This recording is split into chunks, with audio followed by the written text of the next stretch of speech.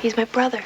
After getting tired of some rats he once controlled to kill his boss, a man named Willard decides to get rid of them. Before he can do this, the rats become aware of his plan, and their leader, Ben, seems pissed at him. One night, when Willard sees hundreds of rats in his basement, he tries to tell Ben that he no longer wants them around, but the rat attacks him. Since they won't leave easily, Willard goes to get some rat poison, which he plans to add to their food. While he's trying to mix the poison with the rat food, Ben realizes what Willard is about to do, and he squeaks loudly to alert the other rats in the house. Willard seems pissed by this, and he tries to use a broom to hit Ben, but the rat escapes. Willard eventually gets Ben trapped, but before he can do anything, he sees some rats running toward the room. Willard quickly closes the door, but the rats still force their way in. As he tries to hit them, they pounce on him until he falls to the ground and dies. Shortly after, some of the residents in the neighborhood silently gather outside Willard's house after hearing what happened to him. It's only 2 blocks. Suddenly, the silence is interrupted by an angry boy who says he'll kill the rats. His family eventually drags him away, and a woman named Beth also tells her kids, Dany and Eve, that it's time to go home. Dany says he still wants to wait a little longer, but Beth insists that they have to head home. Meanwhile, a detective named Cliff begins an investigation to figure out what really happened to Willard. As he checks out the crime scene, he looks disgusted at the manner in which the rats killed Willard. After he gives his assistant, Joe, a diary he found in the house, a journalist named Billy asks Cliff if his men can take photos of Willard's dead body for his newspaper. Cliff says he can, and Billy gets someone to do it. After this, Cliff tells Billy to try to play down the story, but he says he can't do that because 2 people have now turned up dead in the same way. Don't run, Dany. Cliff believes a story on what happened will make people panic, but Billy says that panic sells papers. As Billy then tries to look at Willard's diary, Cliff collects it from Joe and keeps it. Almost immediately, a cop enters the house to inform Cliff that they've checked the whole house, but there are no signs of rats. Cliff finds this surprising, but it turns out that Ben and the other rats have hidden themselves well inside the wooden walls in the house. Cliff then tells the cop to check the other houses in the neighborhood to see if there are any signs of rats. As the cop leaves, Billy asks Cliff what's so important about the diary, but the detective says that he and his men have to study it first. Billy feels offended by this, and he tells Cliff that he'll make sure he gets everyone's attention in his papers the next day. After he leaves, Joe asks if Cliff really wants to give the diary to the press, but he says he won't because it contains a lot of nonsense about a rat named Ben. Joe then asks what he thinks about the entire situation, and Cliff says he still doesn't know what really happened. Hatfield, you won't believe it either. As Joe and Cliff leave, they assign 2 cops, Kelly and Reed, to watch the house till morning. After this, Kelly asks Reed if he's scared of rats, but he says he's not because they're easy to handle. He adds that when you give them a chance, they'll always run away from humans. Kelly jokes that he doesn't think the rats know that, but Reed mentions that every animal will run away when it's given the chance, and that humans are the only ones who act differently. Much later, while Reed is going around the house, he hears a strange sound in the bushes. As he moves closer, he sees that it's just a cat, and he lets it go freely. Surprisingly, the cat runs into the house, and Reed finds this strange. As he thinks about going to check what lured the cat inside, Ben happens to be staring at Reed secretly. After the cop enters the house, he sees the cat standing near a wall and trying to see what's inside. The cat eventually runs away, but Reed looks curious and wonders if there's something behind the wall. As he hears some strange sounds coming from behind the wall, Reed opens a part of it and sees the rats.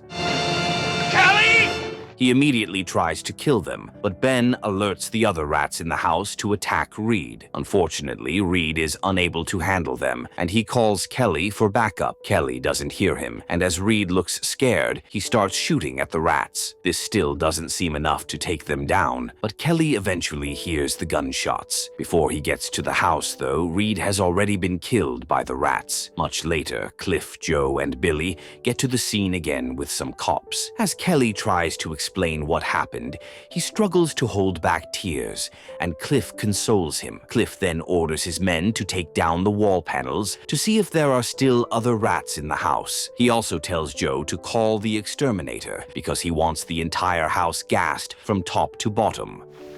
He's my brother. Interestingly, Ben hears this and goes to inform the other rats that they have to leave the house. Meanwhile, Billy asks Cliff if he wishes to disclose something to the press. Cliff says he doesn't have anything to say, but Billy asks about Willard's diary. Cliff says he's sure that Billy won't believe what's inside the diary, but the journalist mentions that he still wants to know. Cliff then says that Willard trained thousands of intelligent rats, but Billy mentions that he wants to read the diary by himself. After Cliff gives the diary to him, Billy looks shocked and can't seem to believe the things he's reading about the rats and how Willard once used them to kill his boss. Much later, the exterminator arrives at the house, and Ben leads the other rats to find a different place to stay. The next day, Dany runs around the living room in his house, but Eve tells him to stop. Dany looks sad when he hears this, but Eve tells him to come and check out what she's doing. As Dany sees the clothing designs she's working on, he complains that no one will buy them because they look silly. Eve says that a lot of good clothes look silly, but Dany still laughs at her designs. Eve then tells him that she left a sandwich for him in the workshop. Oh, you're welcome. As he heads out, he sees his toy plane in the garden, and he picks it up to play with it. Interestingly, Ben and the other rats are hiding in the bushes and looking at Dany, but he doesn't know. Shortly after, Beth arrives home from work and sees that the cops are still in the neighborhood. She seems worried about this, and as she enters the house, she asks for Dany, and Eve says he's outside. Beth complains that she prefers to have him inside because it feels safer there, but Eve believes Dany will be fine. Beth then asks how Eve is doing, and she says she's okay. Despite this, Beth seems worried about Eve, and she says that her daughter needs to go out sometimes instead of always staying indoors to watch Dany. Eve says she doesn't mind doing it because Dany is her brother, but Beth still insists that she needs to do things for herself sometimes. Just then, Beth stares out of the window and watches Dany playing outside. As she looks sad, Eve tells her not to be worried because she's sure that Dany will survive. Don't be afraid. Please. It then turns out that Dany actually has a severe heart condition, and he only recently had surgery on his heart. Almost immediately, Dany enters the workshop and starts playing with marionettes while singing. After he's done, he sees Ben in front of the workshop. Dany seems to like the rat, and he invites him inside the workshop, even though Ben just stays by the door. Dany then gives him some food, and Ben appreciates this. As Ben then squeaks loudly to thank him, Dany also pretends to be communicating with the rat, who he calls his friend. Later that night, Ben and the other rats see a food truck leaving the town, and they quickly sneak into the back, but the driver is unaware of this. After a while, the driver tries to take something from the back, but as the rats bite his hands, he looks terrified and causes a serious accident by crashing into another car. Who's Ben? When the cops get to the scene, the driver still looks terrified, and he's unable to say anything. Cliff, Joe, and Billy also happen to be there, and they seem particularly worried about how the onlookers are staring at the driver. The next morning, Beth tells Eve that one of their neighbors just mentioned that her family is moving out of the neighborhood. Eve doesn't think the situation is that serious already, but Beth tells her not to be complacent. Suddenly, a cop rings the doorbell, and Beth goes to check what he wants. The cop then asks if she has seen any evidence of rats around, but Beth says she hasn't. Despite this, the cop says he'd like to bring some men around the next day to spread some rat traps and some poison. He asks if anyone is going to be at home, and Beth says that Eve will be there. Where's Dany? Workshop. As the cop says he'll bring his men in the morning, Beth asks if it's something to worry about, but he says that it's just a precautionary measure. After the cop leaves, Beth tells Eve that she has to head out to work. She says she'll try to come home early, but Eve mentions that she doesn't have to. Almost immediately, Dany enters the house and tells his mom and sister that he has a friend. As Beth asks who it is, Dany says it's a rat. Beth and Eve are shocked by this, but Dany mentions that his rat friend had to leave because he had things to do. As Beth seems worried and asks where he saw the rat, Eve tells her that she's sure Dany isn't talking about a real rat. Dany says it's real and that he even talked to the rat. He says he has never had a rat friend before, and Eve mentions that his name might be Ben. Dany asks who Ben is, and Eve says that, according to some pages from Willard's diary in the newspapers, he's the leader of the rats in the neighborhood. I left your dinner in the oven, Mother. Dany says it's a nice name, and he mentions that he recently heard someone on the radio saying that there are more rats than people in the world. Beth tells him to stop talking about rats, and she gives him his medicine to use. Eve still notices that her mom is worried, and she tells Beth that she's sure the police will handle the rat situation in the neighborhood. Beth says she might have to close the workshop, but Eve tells her that there's nothing rats would want there. Beth still seems concerned, but Eve says that they can just cover all the food around the house very well. Later that day, Ben and the other rats head to the town and see a supermarket with a lot of nice things inside. They immediately look interested in breaking into the store, but they decide to wait a little longer. Much later, Dany starts playing the piano and singing a song he just made up for Ben. After a while, his mom arrives home from work and sees that he's still awake, even though it's already past his bedtime. Beth complains about this because the doctor told her to make sure Dany goes to bed early, but Eve says they can just wait until he's done playing the piano. Beth looks unsure about this, but Eve says that a few minutes won't make a difference. What are you playing, Dany? She then goes to meet Dany to ask what he's playing, and he says it's a song he just made up for Ben. As he then sings the song, Beth looks happy to see that he's enjoying himself. Later that night, Ben and the other rats break into the supermarket through the vents. They then wait for everyone to leave before they start eating all the cereal in the store. A while later, a cop walks around the area and sees the rats eating most of the things inside the store. He looks shocked and immediately calls for backup while saying that there are millions of rats in the supermarket. The next morning, the cops arrive at the supermarket, and Cliff, Joe, and Billy look surprised when they see what happened. Meanwhile, Ben and the other rats head into the sewer to make it their new home. Later that day, Dany plays with the marionettes again, and he also sings inside the workshop while Ben listens to him. Tell them somebody held an ecology meeting. After he's done singing, Dany shows Ben the newspaper and asks if the rat and his friends were the ones who stole from the supermarket. Ben just squeaks gently, and Dany realizes that his rat friend was responsible for it. He also figures out that his friend is actually the leader of the rats in the neighborhood. Dany says he doesn't really care about what Ben and the other rats do, but that they have to learn not to take too much from one place because it upsets people. He eventually says he wrote a song for Ben, and as he sings it, he dances around the workshop. As he gets tired and breathes heavily, he sits down and tells Ben that the doctors recently cut open his chest to fix his heart. He also shows Ben the mark on his chest and mentions that he now needs to do things slowly to be okay. Later that day, the cop from the previous day arrives at the house and sees Eve. He then tells Eve that it's time for his men to set traps around the house. He asks again if there are any rats around, but Eve says there's only one imaginary rat there. The cop looks confused, but Eve mentions that her brother collects imaginary animals. The cop then says that the rats they're looking for are real. Bye, Ben. Shortly after, Dany sees the cop outside his house, and he puts Ben inside a box so that he won't be seen. As he leaves the workshop with the box, the cop doesn't suspect anything, but Dany sees some men working around the house. He then asks what they're doing, and the cop says they're rat-proofing his house. The cop asks if Dany has any dogs or cats, but he says he doesn't. The cop then tells him to ensure that no neighborhood pets come close to the house because they've just put some rat poison around the building. He adds that if Dany sees any rats, he has to tell his sister immediately. Dany says he already told her about Ben, but the cop tells him to stop joking around. He also mentions that Dany only has to report to his sister when he sees a real rat. Dany says he already did that, and the cop looks confused. One of the men at the house then tells Dany to be careful when walking around because he has kept some traps near the flowers. But I already did. After they leave, Dany drops the box and shows Ben what a trap looks like and how it works. He also tells Ben never to go close to any of them. Following this, Dany drops Ben near the bushes so he can go home with his friends. Almost immediately, a bully named Henry sees Dany and asks what he's doing there. Dany doesn't say anything, but Henry snatches the box from him and sees that nothing is inside. He then insults Dany for always staying indoors, and as he tries to hurt him, Ben sends his rats to attack Henry. Just as they bite Henry, he looks scared and runs away, but Dany finds this funny. Dany then thanks Ben for helping him, and he heads inside to meet Eve.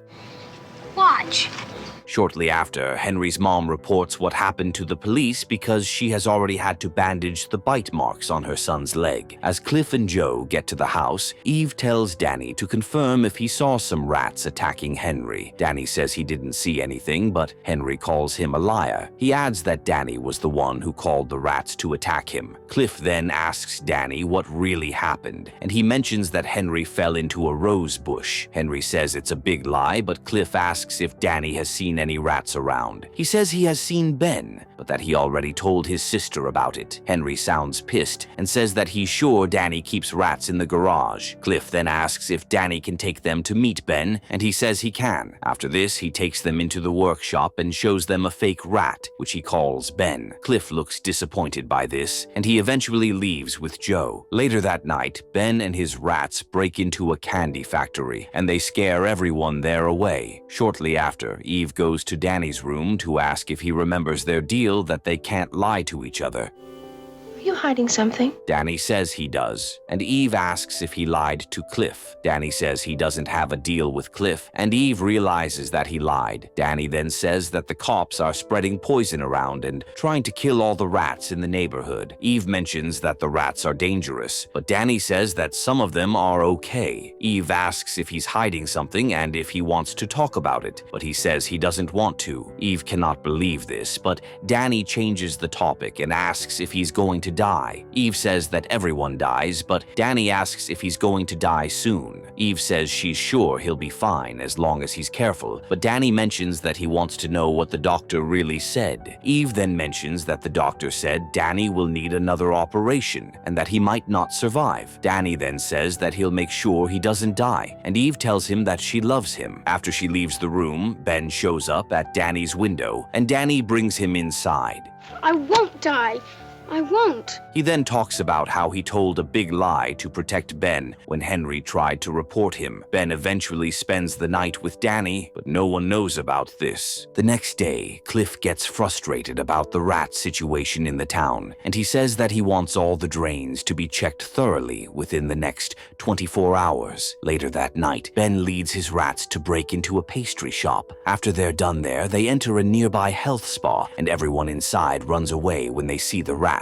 The next day, Ben brings a few rats to meet Dany, and he puts them in his toy train to play with them. After this, Dany says that it's time for them to go, but before they leave, he tells Ben that he wants to know where he and the other rats live. Following this, Dany hides Ben inside his shirt, and the rat leads him to the entry point into the sewer. As Ben goes inside, Dany follows him because he really wants to see where his friend lives. The place looks quite disgusting. All right, go on. But Dany doesn't seem bothered by this. When he gets to the place where Ben and the rats are staying, he looks shocked to see that there are many of them living there. After he also looks around the place, he tells Ben that he has a big family and a nice house. He then leaves the sewer and heads home looking dirty, but no one sees him. Later that night, Ben brings some rats to Dany's house, and he allows them to sleep on his bed with him. Meanwhile, Beth complains about how Dany left his window open the previous night. Eve asks if she has already talked to him about it, but Beth says that Dany doesn't listen to her. She adds that she wishes she could spend more time with him because it feels like she's losing a bit of him every day. Eve then tells Beth that Dany actually listens to her, but he just has a strange way of showing it. She says that he has a lot of amazing talents, but Beth mentions that she would trade all of them for one good heart. Eve tells Beth not to worry about it, and she says that she'll go to Dany's room to ensure that the window is closed. All right, now show me Ben. When she gets there, she sees some rats on Dany's bed and looks shocked. As she sends them away, Beth enters the room and asks what happened. Eve then says that she saw some rats on Dany's bed, but Dany tells his mom and sister that it was just Ben and his family. Beth asks if he left his window open, and he says he did. Beth seems pissed by this, but she also realizes that Dany lied about what really happened to Henry the other day. After a while, she calls Cliff and Joe to the house, and they ask Dany where Ben is. Dany says that Ben means no harm, but Cliff still asks where the rat came from. Dany refuses to give up any information on Ben, but Cliff sounds pissed and mentions that the rats have already killed 3 people. Dany says it can't be Ben and his rats because they can't do things like that. Beth cannot believe this, and she tells Dany to tell the cops whatever they need to find the rats. Dany refuses to do this, and as Cliff gets pissed, he calls some of his men and tells them that he wants the storm drains checked out again. Joe then asks if Dany has met other rats aside from Ben, but he denies this. Dany, this is important. Cliff still seems pissed and complains that the rats bit Henry's leg the other day. Dany says that the rats are small creatures who can't hurt anyone, but Cliff gets frustrated and tries to snatch Dany's harmonica from him because he's not taking the case seriously. Eve stops Cliff from doing this, and he eventually leaves with Joe. Shortly after, 2 men enter a drain hole to search for the rats. Unfortunately, one of them gets killed by the rats, but the other one escapes. When Cliff gets to the scene, he starts planning an attack to send some men into different drain holes with flamethrowers and shotguns. He also makes an arrangement for the rats to be drowned if their other plans don't work. Following this, the police department sends a patrol vehicle to each neighborhood to warn the residents to stay indoors throughout the night. Dany, those rats killed 3 people. As the patrol car passes Dany's neighborhood, he looks sad and disappointed because Ben and the other rats might get killed that night. He then runs to his room, but as Eve follows him, she realizes that he has escaped through the window. Eve is shocked by this, but as she goes outside, she sees Dany running away. He eventually enters the sewer, and even though Eve finds the place to be disgusting, she follows him. Coincidentally, Cliff has already sent his men into the drains to begin the plan to kill the rats. After a while, Dany finds Ben and warns him to leave with his family because the cops are coming for them. Ben just squeaks silently, but Dany keeps begging him to leave. As he then hears Eve calling his name, Dany leaves Ben and goes to meet her. Eve looks relieved to see him because some rats were about to attack her, and they try to find their way out of the sewer. Eve and Dany also try to move carefully because Cliff's men have started using the flamethrowers inside the sewer. Daddy, please come out!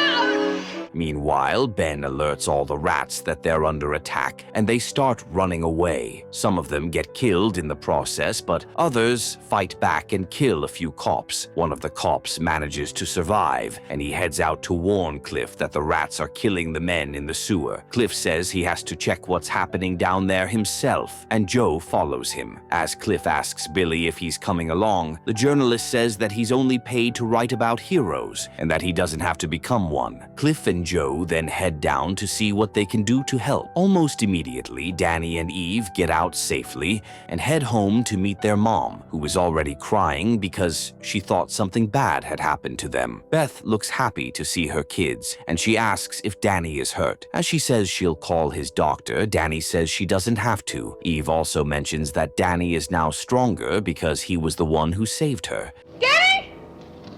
Shortly after, Cliff comes up with a plan to trap the rats in a distribution tank. As his men force them down there, the rats get trapped. With this, the cops are able to use their weapons to kill them. After this, Cliff and Joe head back to the top looking relieved. Joe then says that he hopes they never have to go to war against people with guts, like those rats. He adds that he's sure they would have lost the fight if the rats were 4 feet tall. Billy then says that, at the end of the day, the rats only wanted a place to live. Cliff says it's what everyone wants, and they all look happy to have conquered the rats. Later that night, Dany looks sad and goes to the workshop to hug his fake rat. Suddenly, he sees Ben lying in front of the workshop after barely making it out of the sewer alive. He also happens to be the only one who made it out, but he's already badly injured. Dany quickly carries him to the table and says that Ben will get better. He says he'll get better too and that they'll both be fine, as he then cleans the cuts on Ben's body. Dany says that Ben is the only friend he has and that he loves him. After Ben and his fellow rats kill Willard, they start moving around the city to survive. They end up killing a few people in the process, and they also steal a lot of things from different places. Interestingly, Dany finds Ben in his workshop one day, and they immediately become friends. Despite knowing that Ben and the other rats are wanted by the police because of everything they've done, Dany protects them and refuses to tell Cliff where to find them. Much later, Cliff and his men find the rats and kill them, but Ben still manages to escape and find his way back to Dany's house. Do you think Dany went too far by protecting the rats, or was he right to have done his best to protect the only friend he had?